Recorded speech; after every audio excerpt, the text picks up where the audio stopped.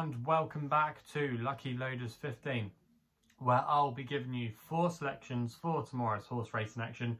Now, before we get stuck into them, I quickly just want to reflect on how our tips performed today. In the end, we just had 2 tips run for us because my Nap, Alignac, was a non-runner in the 410 at Newmarket, so if you backed him, you should have got your stake back there. But yeah, away from that, it was fairly disappointing, you have to say. My Longshot Romantic time was just outclassed. She was quite keen early on, and then when she was asked for an effort under Marco Gianni, she started to hang really badly to her right, and yeah, just found life too difficult today. So that was a little bit of a disappointment there.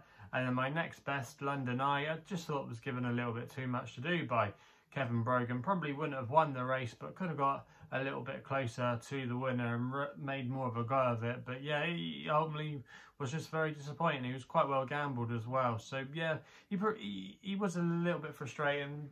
Probably wouldn't back him again next time out, but who knows? He could still have a little bit more to offer over hurdles, but probably wouldn't be having any of my money on him next time out. So yeah, a little bit of a disappointing day today, but hopefully we can put it behind us and have a better day tomorrow. Like I said at the top of the video, 4 selections, and we're going to be going to Haydock for the first one of them in the 205, where I'm going to be going with an extra tip here. I'm going to be going with United Front for Josephine Gordon and Mick Appleby, currently available at 8-1 with most firms, and I'm going to recommend a 1-point win bet here as my extra tip of the day.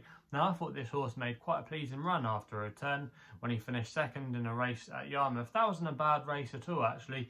The winner of that race was Ropey Guest, who's been an admirable horse over the years for George Markson, but was just clearly on a going day and got the true running of the race. But so yeah, I thought it was quite an eye-catching run by United Front. He was returning after a gelding operation. I think he could have a lot more to offer. He's still a lightly raced horse. His best form has been on the all-weather, but he hasn't had too many goes on the turf. And I thought he could potentially get this race run suit tomorrow, and he could still be potentially open to a little bit more improvement off a mark of 93. So I do think he's got a good chance in this race. I think the ground will be fine. I think he'll strip fitter as well. I think he's got a lot to like about his chances tomorrow. So that's why United Front is going to be my first tip of the day. We then go to my long shot, which runs in the 240 at Haydock, where I'm going to put up here Mokaatil for PJ McDonald and Ian Williams. Now, this horse is a horse that either runs really well or runs really bad. He's either on it or he puts in, like I say, an absolute stinker. But tomorrow, I think the key could be dropping back to 5 furlongs, because every time he's run over 5 furlongs this season, that's where his best form has come. He was he last won last month, I think it was, or the month before at Musselburgh when he was running over 5 furlongs there. Since then, he's gone up in trip to 6 furlongs, and for some reason, he just doesn't seem to be as effective. He has won at that trip in the past, but I just think this season he's really shown his best form when he's been running over 5. He's only £1 higher than his last win at Musselburgh, so I do think he does have a bit of scope for room off this mark.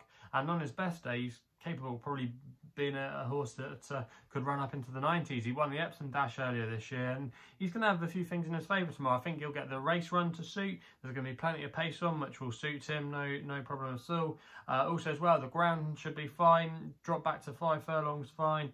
I think he's got a good chance in this race tomorrow. He's currently available at 22-1 with SkyBet, who offer him 4 places on this race. I think he could potentially, if he's on a going day, bang there. And yeah, he shouldn't be quite as big a price as what the market's got him at. But yeah, I think he will go close in this race tomorrow. And I think just the return to 5 furlongs might see him in good light. So that's where he's going to be my long shot of the day.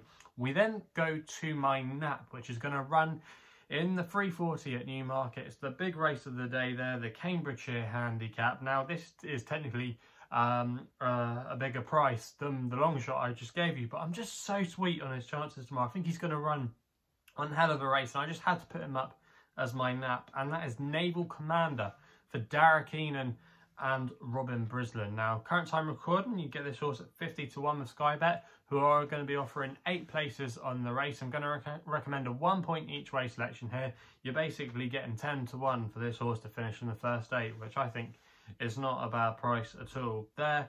But so yeah, there could be slightly bigger with other firms, but Naval Commander, I just think that he has been targeted for this race, and obviously so have a lot of others in this race, but I just think he's got quite a few things in his favour tomorrow that make him a really interesting contender. Now, first of all, he's going to be drawn on the right part of the track. In my personal opinion, I think you want to be drawn high. If you look at the stats over the last few years of the horses that did well in this race, not too many low got into it, so he's going to have that in his favour tomorrow.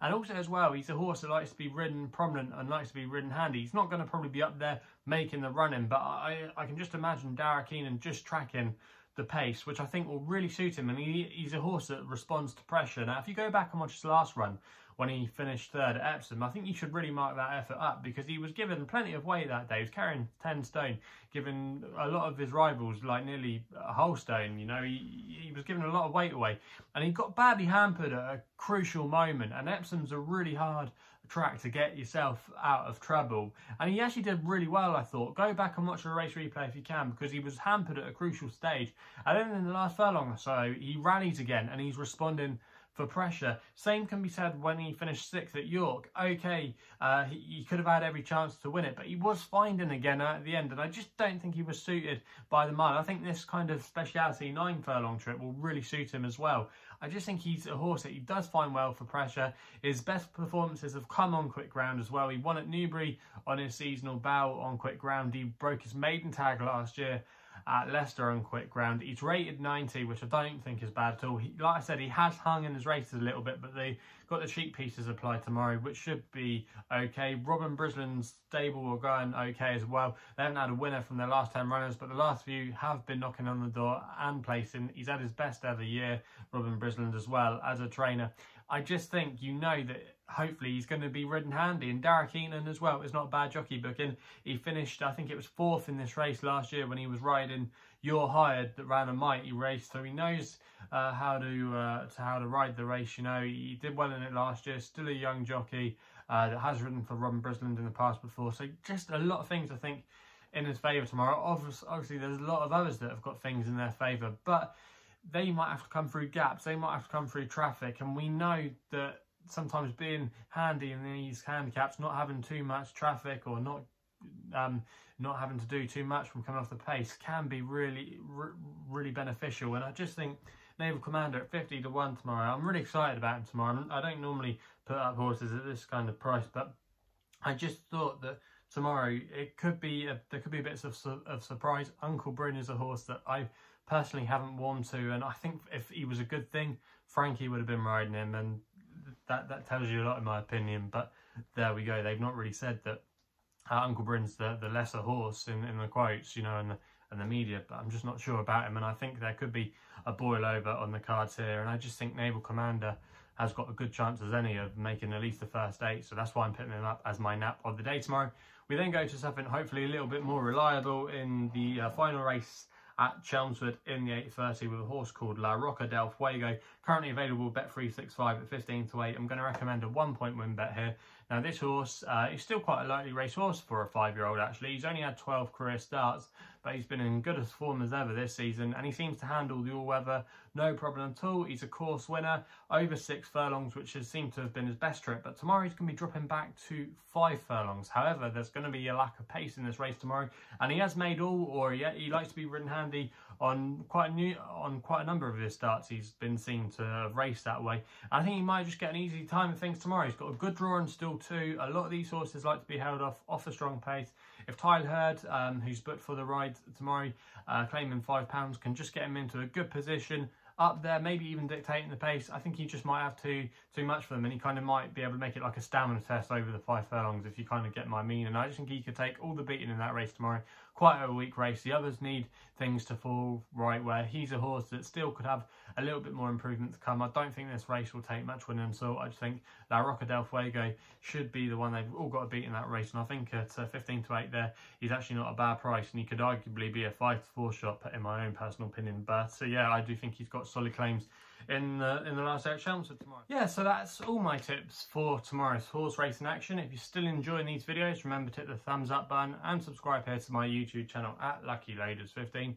Also as well, if you want to follow me on social media, Twitter is the place to do so, where my handle is @LuckyLoader15. And if you want to find out a little bit more about myself, my website is www.chrisloaderracing.co.uk. So please cam responsibly. Hopefully we can have some winners for you guys somewhere, and hopefully our app can give us a good run for our money as well. And yeah, we'll be seeing you soon.